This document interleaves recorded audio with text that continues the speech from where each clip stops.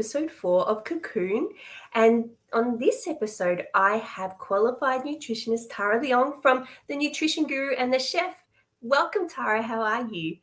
I'm good, thank you. I've snuck into my sister's dance studio to get some Wi-Fi, and I'm very excited to be able to do this morning with you, Karen. Thank you so much for being on the show. So let's begin at the beginning. So tell me, how did your journey begin in your field? What made you decide to want to become a nutritionist? Yeah, I'd always been a dancer, and after school, I was dance teaching. I went on to become a personal trainer, and then I had to have a really big surgery on my hip. And that left me unable to be as physically active as I needed to be for my job. And so I had to sit down and really think about what could I do as a job that I can do for quite a long time. And so I enrolled in the Bachelor of Nutrition at the uni, and from the first day there, I loved it, and I knew that that's what I was kind of meant to be doing, because I'd always been interested in food and health, and my mum always cooked a lot and talked about food and grew her own food, so it was a kind of a natural progression. Excellent. And then you ended up actually teaching at the uni as well. So you sort of went full circle. That's it, yeah. So once in my final year of studying, I actually started up my social media accounts. And back then, it was actually quite a new thing to do. So social media had really only just started. It was really only used by people to kind of log in and look at your friend's birthday party and Fiji holiday. People weren't really advertising. People didn't really have a lot of business type pages. But I was really feeling like I needed an opportunity to be able to help learn how to talk about science and health in a really relatable way. So at university with nutrition and health degrees, you're taught the very, very difficult science from a textbook. And you don't particularly get taught how to say those things that translate to normal everyday people. So when you first graduate, someone might ask you about fiber, and you rattle off all these statistics and how, all these biological pathways, and the person just looks at you like, I just wanted to know about fiber. And so I recognized that to make a difference in the health space, I really needed to get good at being able to just say fiber is this, you can get it from these sources, try cooking it this way, and then people can really take that knowledge and run and you can create positive change in that way. So when I did that, there was actually no other health professionals on Instagram or on Facebook. And back then, a lot of health professionals used to say, I'm a health professional. I don't have time for social media. Why would I even bother with that? And it was almost seemed as a bit below them. And I'm really pleased now to see, though, the change in health professionals embracing social media and being able to work with it. Because for me, that is actually where a lot of my business comes from. Yeah, and I mean, I follow your accounts, and your audience is so enthusiastic and engaged, and I've learned so much from your content. So the recipes and just facts, and also when you, what I love is when you sort of not really call people out, but you sort of share. You see someone if they're posting misinformation, and you actually say, well, this is actually the science, this is the facts, but in a really relatable way. So thank you for doing that. I feel quite a sense of so as a health professional, we do have a duty in that our first ethical rule of being a health professional is, number one, is to first do no harm. So anything we say, any advice we give, we have to make sure it's not going to harm the person. And so as a health professional, the place that I got to was when I was seeing all of this misinformation online that is really very damaging and can cause serious health effects. By sitting back and not saying anything, that's actually causing harm. And so I feel that there are times where I need to stand up and say, No, you don't need to go on a 1,000 calorie diet in order to lose 16 kilos in 3 days. That influencer who's saying you should do that is actually wrong, and it's quite dangerous.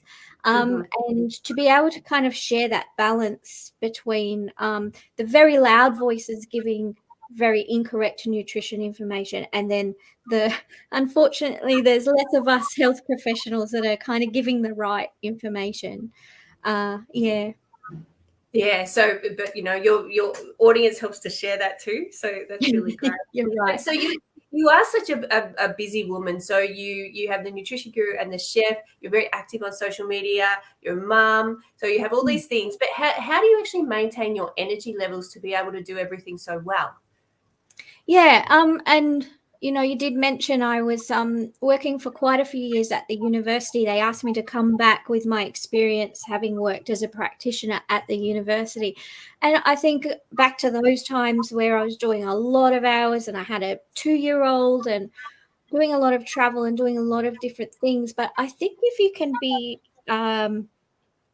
you're doing something that you really enjoy, then that really does help.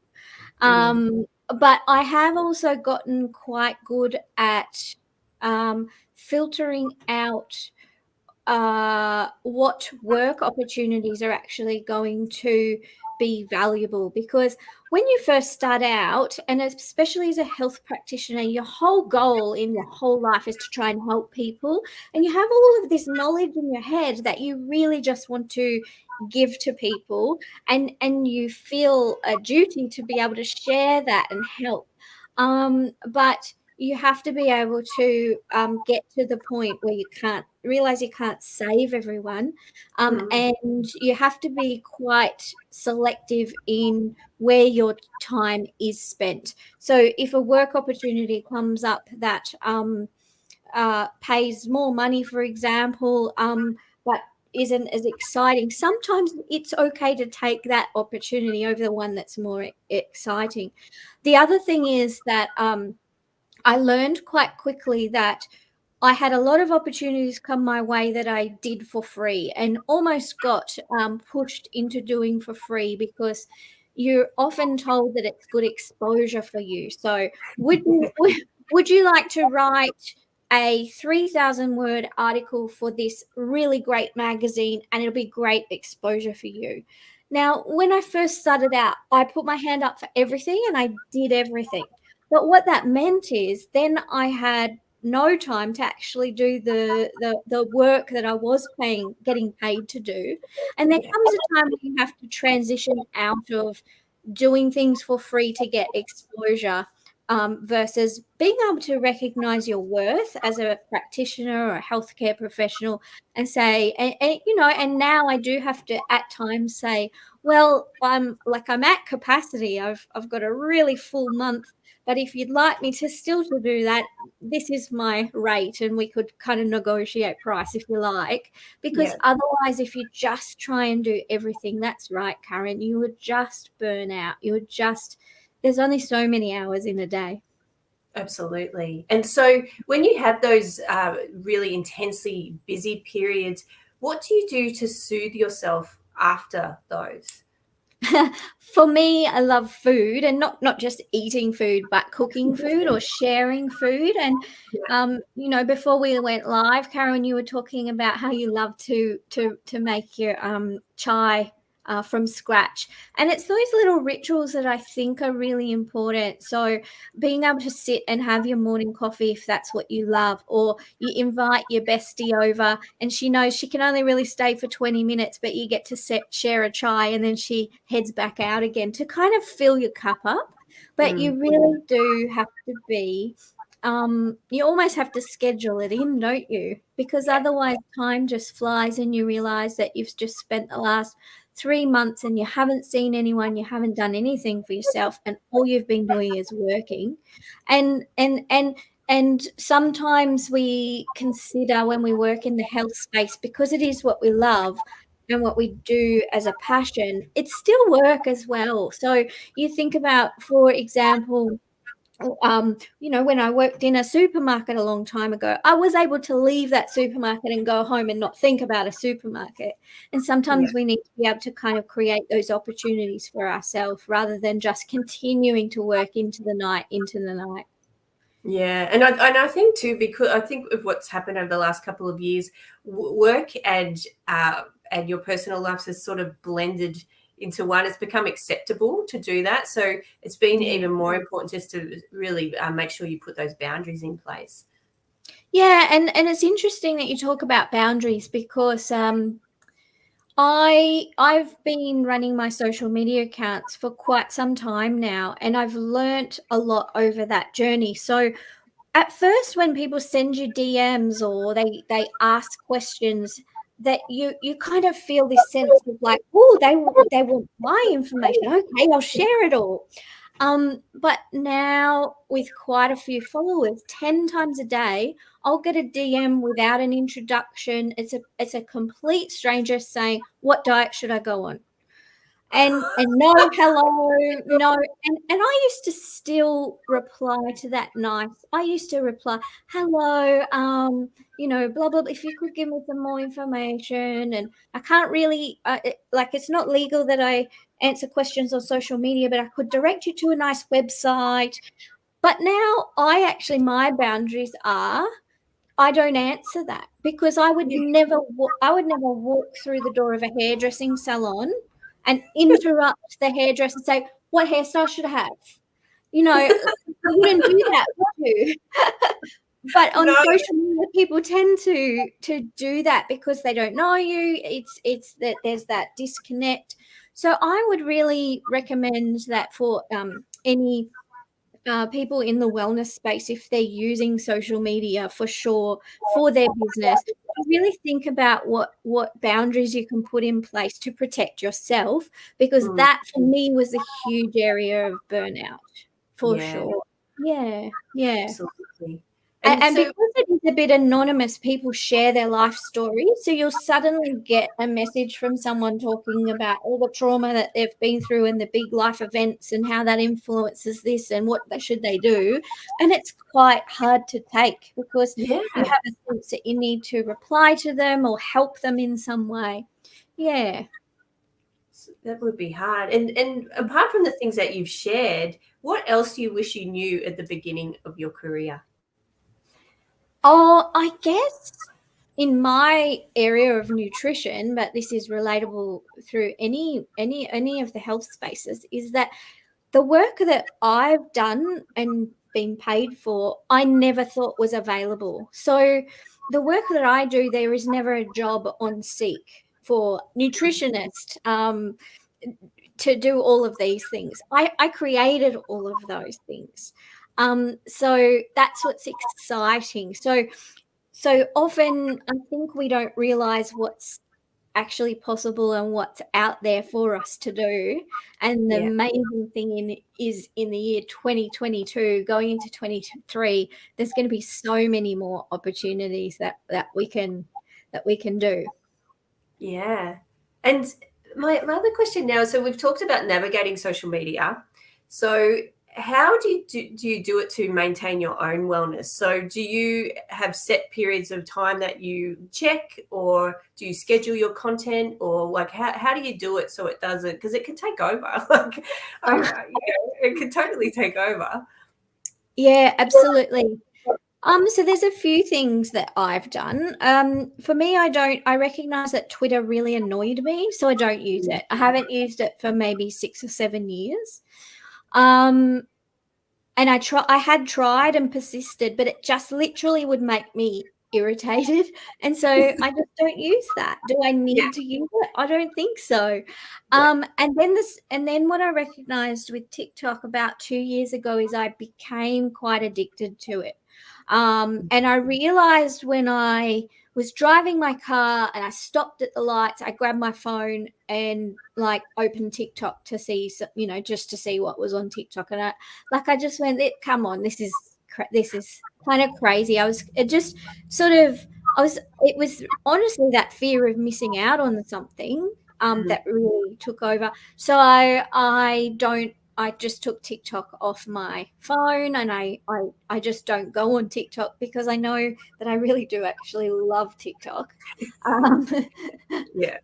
and then with Facebook and Instagram, I do use the function on the iPhone where you can actually track your usage, and that does keep me in check a little bit. And then putting in those boundaries, I guess, where I spoke to you about that feeling of pressure to respond and help everyone. Yeah. Now that I've kind of limited that, I realize that I put my stuff out there and people can take it or leave it. And I used to even respond to any negative criticism, but now I've learned I don't actually have to engage. But at the start, you kind of feel like you want to stand up for yourself. If someone tells you you're a bad nutritionist, you want to go, "Hey, no, actually, I'm really good." And I used to lecture at the university, and I've done this and I've done that. But you got to kind of let your ego go and just go. Yeah. It's okay. That argument with that one person could take 3 hours, Yeah. for the next 3 hours into 10 o'clock at night. And I used to do that. And that's Yeah. really unhealthy. Yeah. Yeah. It would be hard. And you've got to think, who is that person? A qualified nutritionist to be, Yeah, commenting. 99.9% of the time they weren't. So, yeah. And so with you must work very closely with your clients. And so can you share a story, of course, keeping it anonymous, about one of the most positive transformations you've seen with a client? I guess a lot of the work that I do is really helping people to understand that they can remove the fear that they might have around food that they've actually developed from spending a lot of time on social media. So, I had a lady contact me and she was crying in the car because she had packed a banana in her child's lunchbox for the last week. And then she just heard, someone totally unqualified on the radio saying that fruit is really bad and will make you fat and will cause cancer and feed cancer. And she couldn't get out of the car because she was absolutely stricken with fear and worry that she had harmed her children. And that story isn't on its own. That is many, many, many people I see who are experiencing that because of the misinformation. And quite often the work that I'll do is actually educating around why that myth about nutrition that they've heard or read is wrong, and then what is the correct information. And then they have the opportunity to make their own decision. So they can take my information and then make their own decision of whether they'd like to feed their children bananas or not. Mind you, I should say bananas will not make you fat. They will not cause cancer. They're wonderful foods. Yeah, I love bananas. So Yeah. that's good. And what are your goals for this year? So we're actually into August now, but what were your goals at the beginning of this year? And are you making up new goals all the time? And how are you tracking? Yeah, and I do set goals. And what I think is really important, though, is to be able to modify and change those when your life changes. So my life has gone through a big change at the moment. I had all these grand plans for all these wonderful things that I have to stop and go, actually, at the moment, that's not achievable for me, but what I can achieve is this, and this. On a personal level, I'm really excited about getting my podcast up and running because I just love doing that podcast. It's great. And it's been really successful. So tell us about your podcast. Yeah, so it was ranking on number 1 on the Apple Podcast charts and Spotify for quite a while.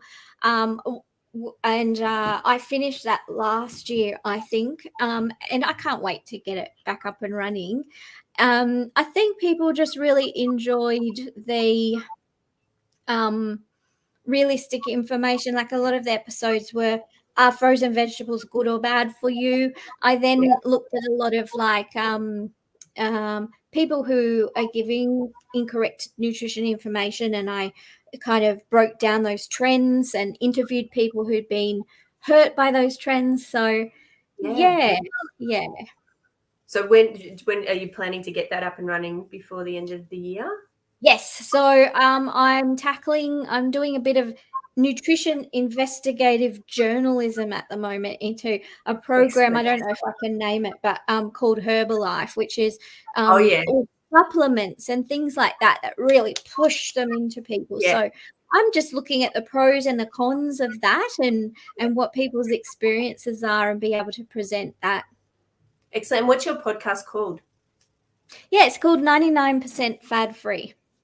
Excellent. Good. Yeah, Well, and then yeah. I think the wonderful thing about the digital age is, like, I'm currently working on a book as well that I self-publish, and I've self-published a book as well. 10 years ago, you couldn't do anything like that, and I love how, Karen, you publish your own calendar and things like that. It's really exciting. Yeah, Yeah, it feels really powerful. Like and yeah, what I love is that you just have this idea and then there it you is. can do Even it. this podcast, Yeah, it was just a crazy idea I had, and thankfully I've got this amazing team at Dharana Digital who are like, okay, and then they just ran with it with my idea. So oh, it's yeah, great. I love that ability just to create things that in the past you probably would have thought, oh, too hard, but now there's all the technologies and resources to help you to create whatever you can imagine, really. Yeah, that's it. And I think as a when you're in the health space, it's really important to be able to network as well, because once you start networking, it's all those little people that can go, oh, I can help set you up the back end of your podcast, or I can do a little graphic design for you for the front of your ebook, or whatever that and then you help them with something else. And that's the beauty. You can create lifelong friends from those opportunities, even though it's through work. Yeah. Yeah, absolutely. And so Mm. we've covered a little bit on burnout now, but if you could give, say, one key piece of advice to help other people working in this space, how to avoid burnout as we sort Mm. of conclude the podcast, what would that piece of advice be? I think to recognize that although you want to help everyone, you can't physically and emotionally help everyone. And usually you're doing your best and that's good enough. Yeah. And so recognizing that if you're trying as a health practitioner to help everyone else, that often leads to then your wheels start falling off and then you can't help the people that need your help. Yeah. So being able to take a step back a little and recognize you can't always help everyone. People often aren't ready for help as well. And so you have to be able to recognize that. But also put yourself at the same level as the people that you're helping, and that is it's easier, much easier said than done. Takes a bit of practice. So if you can't do it straight away, that's okay. Just keep trying to work on that and eventually you'll find your own systems. Excellent. Thank you so much, Tara. This was a really excellent episode. You shared so much great advice. And so thank you so much. And we'll see you on Cocoon next month to everyone. Thanks for watching. And thank you so much, Tara. Thanks for having me. Thanks. See you. See ya.